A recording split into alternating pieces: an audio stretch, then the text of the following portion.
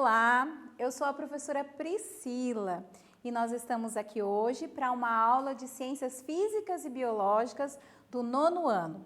Pertenço à escola Gabriel Monteiro da Silva, da cidade de Marília, Diretoria de Ensino de Marília. E o tema da nossa aula de hoje será hereditariedade e genética. Se vocês já tiveram familiaridade com essas palavras, vamos abordar agora quais serão as habilidades contempladas na aula. A primeira habilidade, associar os gametas à transmissão das características hereditárias e reconhecer os princípios da hereditariedade, estabelecendo relações entre ancestrais e descendentes. Olha aí, várias palavras estão aparecendo já na habilidade: transmissão, hereditariedade, características.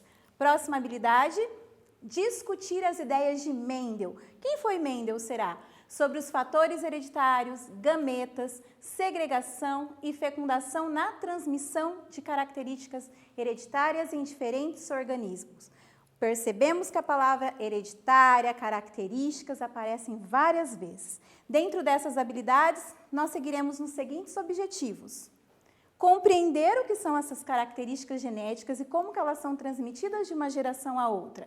Reconhecer a importância dos estudos deste Mendel. Quem será que foi Mendel? Sobre a hereditariedade. Definir alguns conceitos de genética, como cromossomos homólogos, genes alelos, genótipo, fenótipo. Compreender o papel dos alelos nos experimentos de Mendel e verificar como acontece a transmissão de algumas características. E para que nós possamos atingir esses objetivos, eu vou precisar que você pegue o seu caderno, lápis, borracha, se estiver disponível, canetas coloridas, porque nós iremos trabalhar com uma metodologia conhecida como mapa conceitual. Nós vamos construir juntos um mapa conceitual. E o que é um mapa conceitual?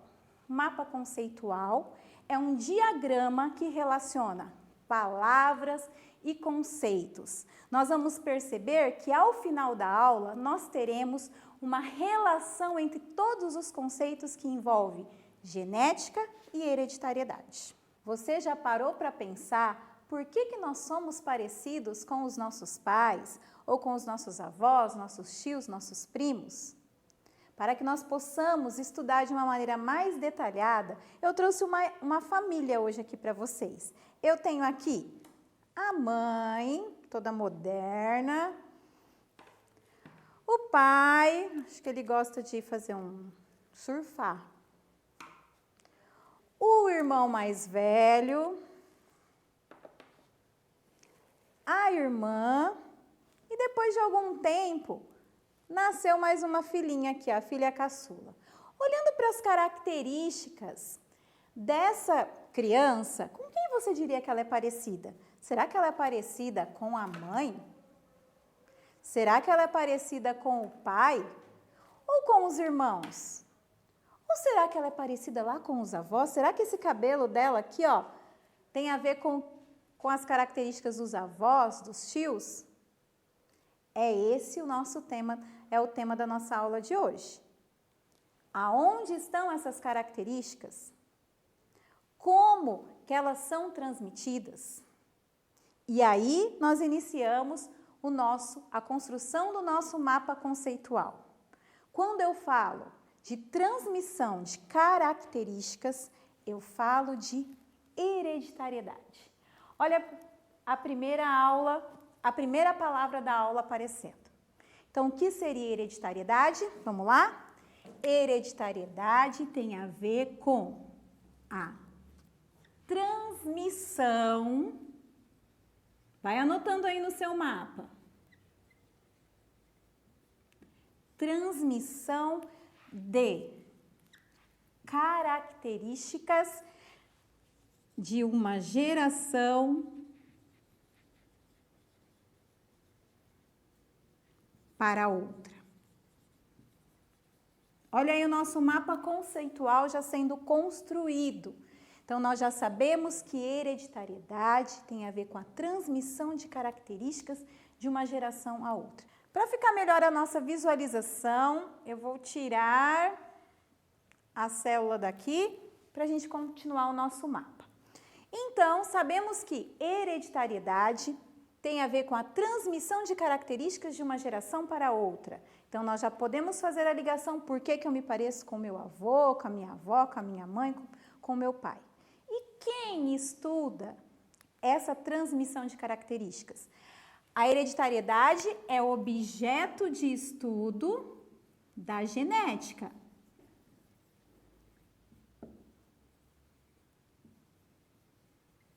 E o que é genética? Genética é uma área da ciência que estuda a transmissão de características, além da relação de ancestralidade dos nossos descendentes. E essas características? Onde que elas estão? Como que elas são transmitidas? Como que elas chegam até mim? Como que eu sou parecida com meu pai, com a minha mãe? Essas características, hoje nós sabemos que estão o quê? Uma molécula conhecida como DNA. O DNA é uma sigla que recebe o nome de ácido desoxirribonucleico. O DNA contém estruturas ativas chamadas genes. E são nesses genes que nós temos as informações ou as características que serão transmitidas de geração em geração. E onde fica o DNA? Onde ele fica localizado? O DNA localiza-se no núcleo da célula. Lembram da célula? Já nós vamos dar uma olhadinha aí na localização desse núcleo. E aí, então, o DNA está localizado no núcleo da célula. Como que ele fica no núcleo da célula? Ele fica de qualquer jeito, porque ele é uma molécula muito grande? Não, ele fica todo enroladinho e essa estrutura enrolada recebe o nome de cromatina. Então, nada mais é do que o DNA enovelado, enrolado em proteínas chamadas de histonas. O DNA também pode apresentar uma outra organização no momento da divisão celular. Então, quando acontece a divisão celular, eu chamo de cromossomos. E o conjunto de cromossomos de cada espécie eu chamo de cariótipo. Vamos entender isso aqui de maneira mais prática. Então, nós vimos até agora que essas características que são transmitidas de pai para filho estão numa molécula chamada de DNA. E como que é essa molécula? Como que é essa molécula de DNA? Essa molécula de DNA que está no núcleo da célula, vocês lembram da célula? A célula menor unidade morfofisiológica de um ser vivo. O que é morfofisiológica? Morfo vem de forma e fisiológica vem de função. Nós vimos já nos anos anteriores que a célula apresenta várias organelas e uma delas é o núcleo. Então, o DNA está aqui, ó, dentro do núcleo da célula. Como que ele está aqui? Que nós já vimos no nosso mapa conceitual. Ele está aqui todo enovelado.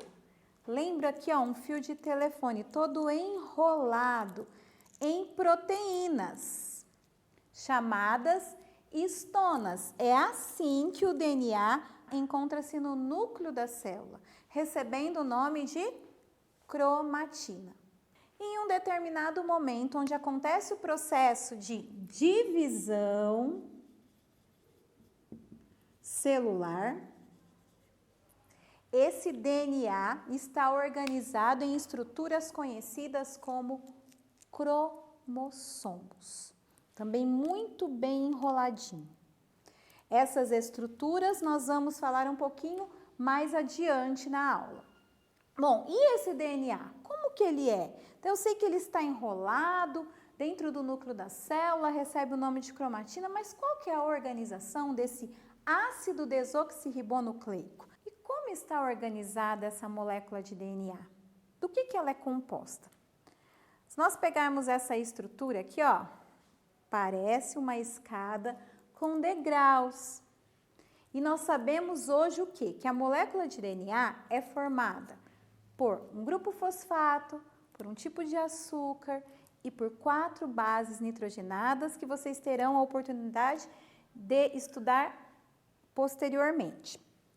Essa é a organização, lembra bem uma escada. Se a gente for ver uma imagem tridimensional, a molécula de DNA lembra uma escada helicoidal, ou como costumamos dizer, em formato de caracol. Todos esses compostos estão organizados aqui.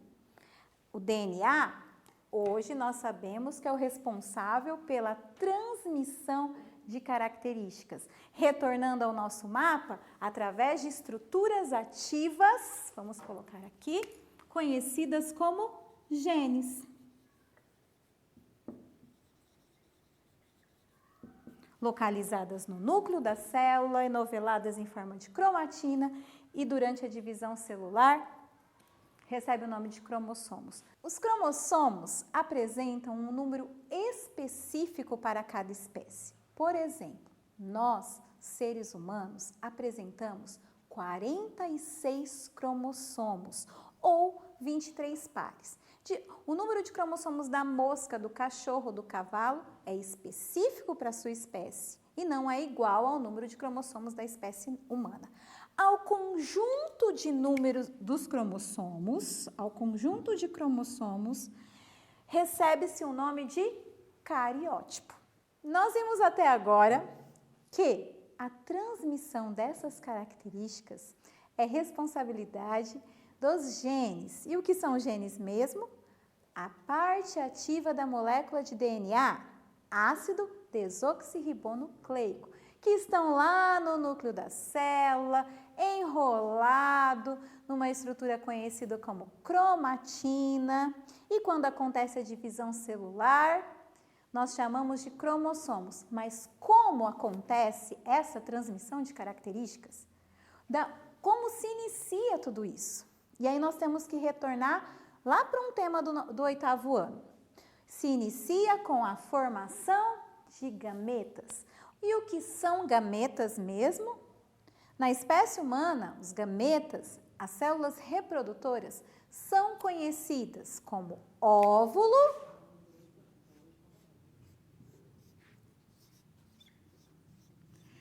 gameta feminino e espermatozoide.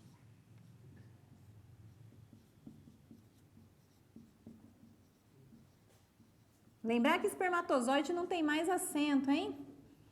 Espermatozoide é o gameta masculino. Gametas, também conhecidos como células reprodutoras. Como se dá a formação desses gametas? Se dá através de um processo de divisão celular conhecido como meiose.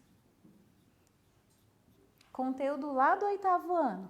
E meiose é o processo de divisão celular que produz gametas e esses gametas apresentam a metade do número de cromossomos da espécie. Então, tanto o óvulo como o espermatozoide humano apresentam a metade do número de cromossomos. Ou seja, eles apresentam 23 cromossomos. E por que isso, professora? Para que se possa manter o número de cromossomos da espécie. Quando acontece a fecundação, né, ou seja, o encontro do óvulo com o espermatozoide, nós sabemos que o óvulo e o espermatozoide apresentam 23 cromossomos, porque são produzidos pelo processo de divisão celular conhecido como meiose. Acontecendo a fecundação, ou seja, o encontro do óvulo com o espermatozoide, eu tenho a formação da primeira célula, que se chama zigoto ou ovo. Mas como se dá essa transmissão de características? Porque esse é o objetivo dessa parte do nosso mapa conceitual. Essas informações são transmitidas através do óvulo e do espermatozoide, porque durante a sua produção no processo de meiose, nós temos aqui as informações da nossa mãe e do nosso pai. Quando acontece a fecundação e se forma um novo indivíduo, nós carregamos então metade das informações genéticas do pai e da mãe. Assim, a partir da formação do zigoto, nós passamos por um outro processo de divisão celular conhecido como mitose, em que há a multiplicação das células e as suas especificações até a constituição do indivíduo. E é assim que nós carregamos as características herdadas pelos nossos pais. Damos sentido assim ao início da aula, né? Esse DNA que veio dos nossos pais, que é a herança dos nossos pais, chega até mim, até você, de que maneira? Através do processo de fecundação em que o encontro do óvulo e do espermatozoide dará origem a um novo ser. Queridos, mas para nós chegarmos a esses conceitos que nós temos hoje, alguém precisou iniciar esses estudos. E agora eu vou falar um pouquinho para vocês de Gregor Mendel.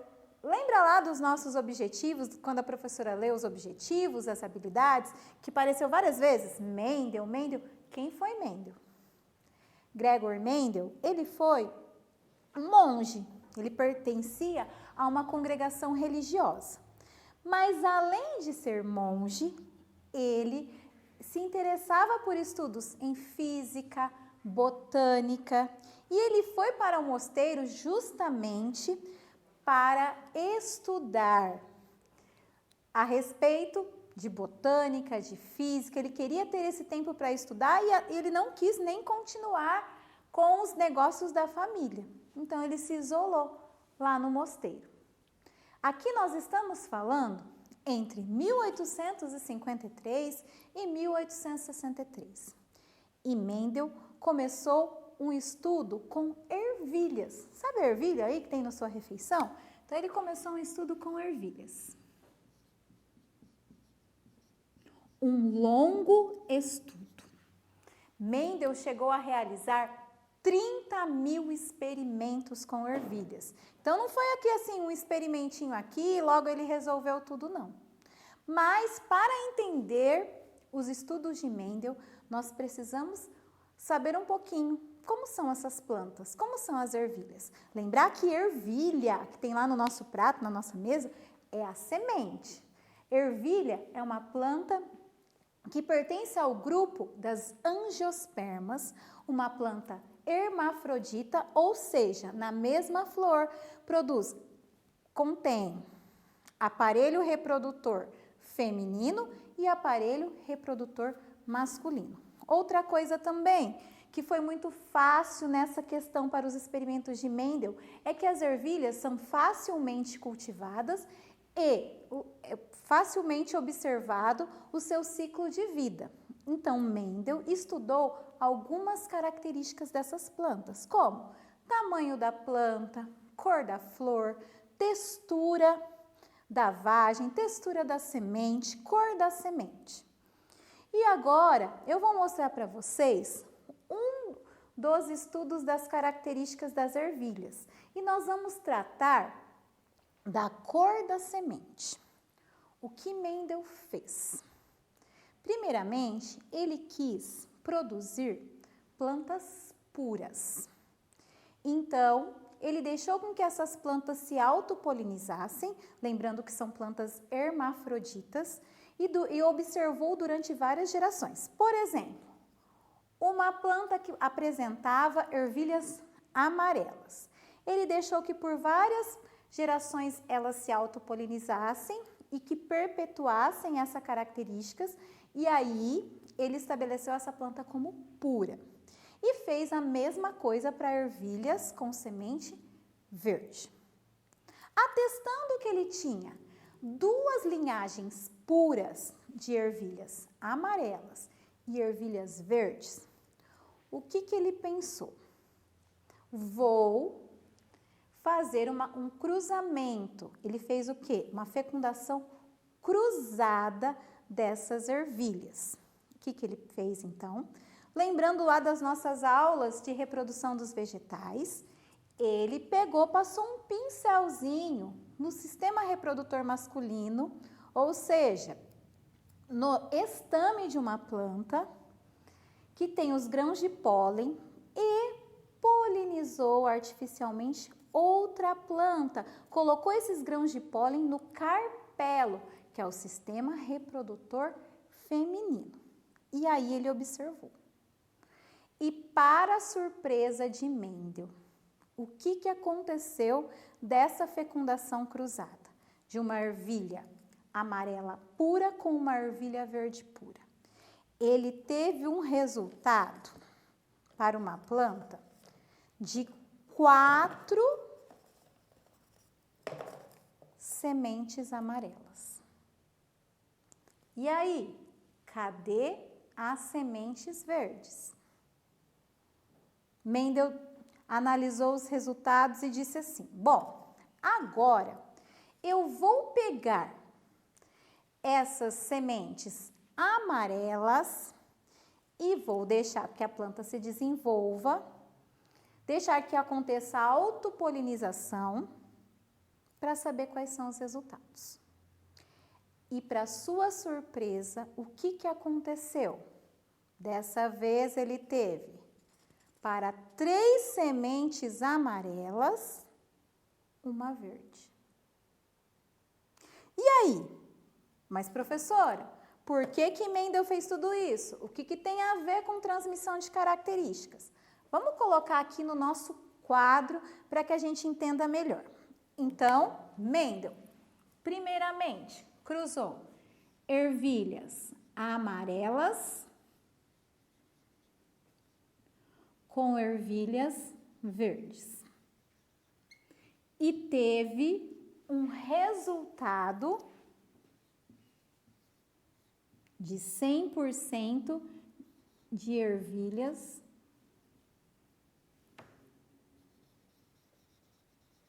amarelas. Novamente fez um outro cruzamento dessa geração de ervilhas amarelas. Agora amarelas com amarelas. E aí, ele teve um resultado agora de 3 ervilhas amarelas e uma verde.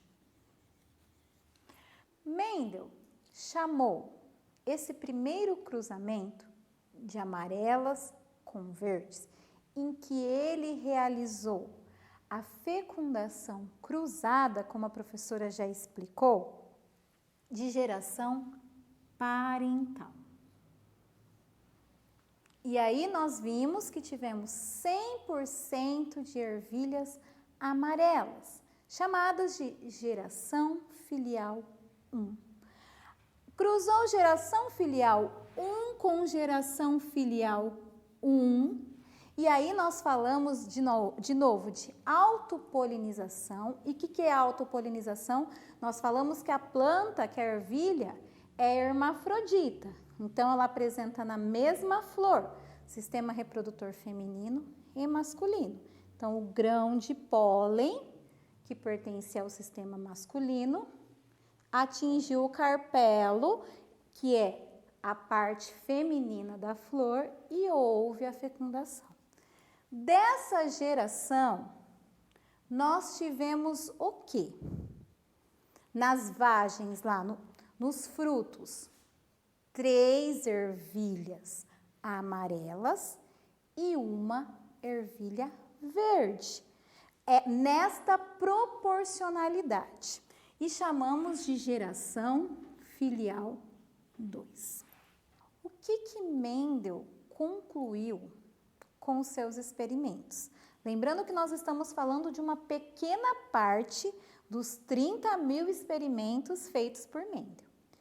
Ele concluiu que existem características que dominam sobre outras características. No caso, a característica que estabelecia dominância é a cor amarela. E que outras características, no caso da característica cor verde, ficavam recessas, escondidas em determinada geração. E essas características apresentavam, então, recessividade, por conta de, em alguns momentos, na geração filial 1, por exemplo, elas não aparecerem. Então, a característica recessiva seria a verde. E que existe uma proporcionalidade para o aparecimento dessas características, como nós descrevemos aqui. No caso desse estudo de Mendel, de 3:1. Cada 3 características dominantes, uma recessiva. Mendel concluiu também que cada característica é determinada por 2 fatores, que nós iremos ver um pouquinho mais adiante, que esses fatores nada mais são do que nós conhecemos como genes. E que esses fatores segregam-se, separam-se na formação dos gametas. Entendam uma coisa, até aqui não se falava nada de genes, mas subentende-se que são esses fatores. Então, para cada característica, eu preciso de 2 fatores. Com ervilhas, Mendel então explicou que a segregação dos fatores que estão lá nos nossos genes, que vem parte do nosso pai, da nossa mãe, como nós já estudamos, que existem características que dominam sobre as outras, chamadas de dominantes, e as outras chamadas de recessivas, e existe uma proporção para o aparecimento dessas características. Os trabalhos de Mendel estavam muito à frente da sua época, e ele não foi reconhecido. Sendo assim, só depois de 35 anos da sua morte, com a tradução dos seus trabalhos, que voltaram a estudar os experimentos de Mendel, que lá atrás falou que os fatores nada mais são do que as características que são transmitidas de pais para filho, que nós conhecemos hoje como genes. Lembra que ele disse que cada característica é determinada por um par de fatores, um par de genes? Apresento para vocês, então, esse par que são os genes alelos. Onde ficam localizados os genes, nós já vimos? Nos cromossomos. Apresento mais um conceito para vocês. Cromossomos homólogos. O que quer dizer cromossomos homólogos? Homo vem de igual. Cromossomos que apresentam os mesmos genes nos mesmos lugares, só que um é de origem materna e outro de origem paterna. Sendo assim, eu recebo um par de genes para qualquer característica. Vamos supor que nós vamos estudar a característica cor dos olhos. Minha mãe me manda um gene para essa característica e meu pai me manda outro gene. Esses genes ocupam o mesmo lugar nos cromossomos homólogos. E esse lugar eu chamo de locus. Bom, os genes, para a facilidade de estudos, são identificados por letras, sendo as características dominantes identificadas com uma letra maiúscula e as características recessivas com uma letra minúscula. Suponhamos que aqui, no cromossomo homólogo materno, eu tenha um gene dominante, indico com uma letra maiúscula, coloquei um A maiúsculo aqui. E aqui, no paterno, um gene de característica recessiva. Também sabemos, com o aprimoramento dos estudos de Mendel, que para uma característica dominante aparecer, eu preciso apenas de um gene dominante, que é o caso lá das ervilhas amarelas. Esse gene aqui, quando ele aparece sozinho e o par dele é um gene recessivo, eu falo que eles estão em heterozigose. Então, é um par de genes que os genes não são iguais. Hétero quer dizer diferentes. Suponhamos que nesse mesmo par de cromossomos homólogos nós temos aqui um outro locus para uma outra característica. Agora eu vou identificar como B. Percebam que são iguais?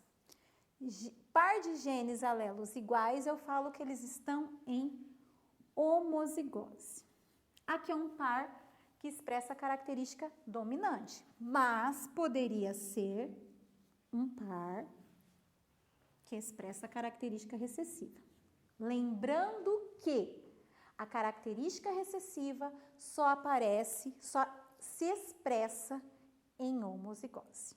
Bom, sendo assim, nós já sabemos que os fatores lá que Mendel se referiu são os genes e eles aparecem em pares, chamados de genes alelos. Retomando um pouquinho os seus experimentos, hoje nós sabemos que aquela geração parental constituída de ervilhas puras, eu posso dizer que estavam em homozigose aquelas plantas, ou seja, atribuindo uma letra às ervilhas amarelas, Vzão,